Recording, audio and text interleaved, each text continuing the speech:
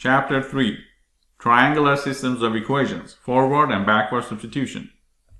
In this video, we're going to learn that equations that have a special structure are often easier to solve, and we will see some examples of triangular linear systems.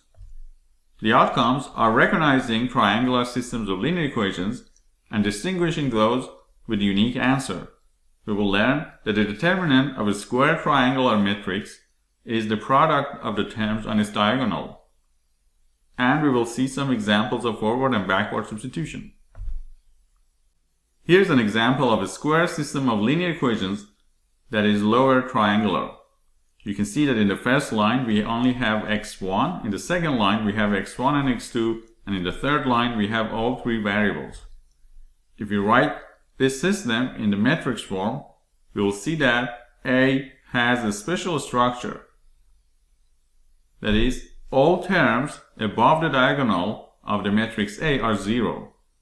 More precisely, the condition is that for any element A, I, J, its value is 0 if the index J is greater than index I. We call such matrices lower triangular.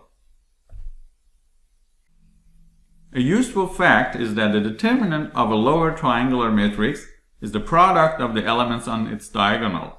In this example, the determinant of A is 3 times minus 1 times 3 equals minus 9, which is non-zero, meaning our system of equations has a unique answer.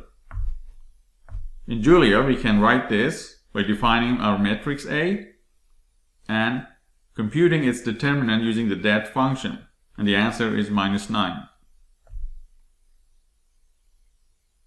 We will solve the lower triangular systems using a method called forward substitution.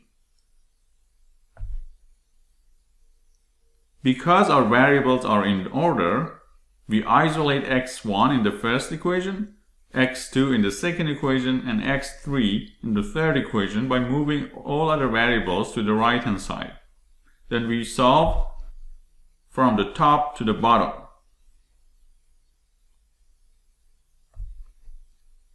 This is an example of a square upper triangular system of equations.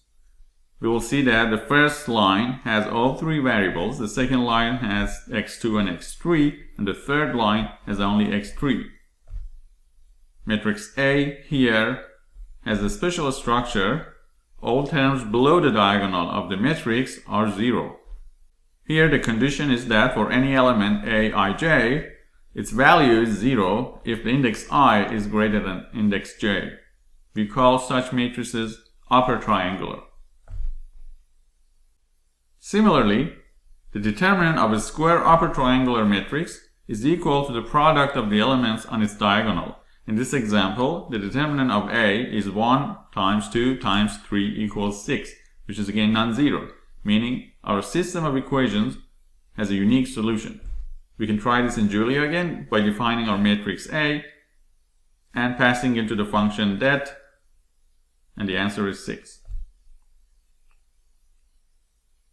The method for solving upper triangular systems is called back substitution.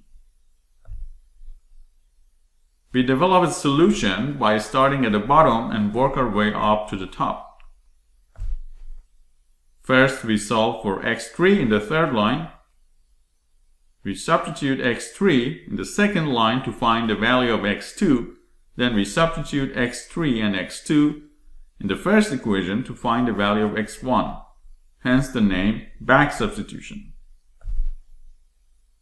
Next, we're going to look into the general form of triangular systems.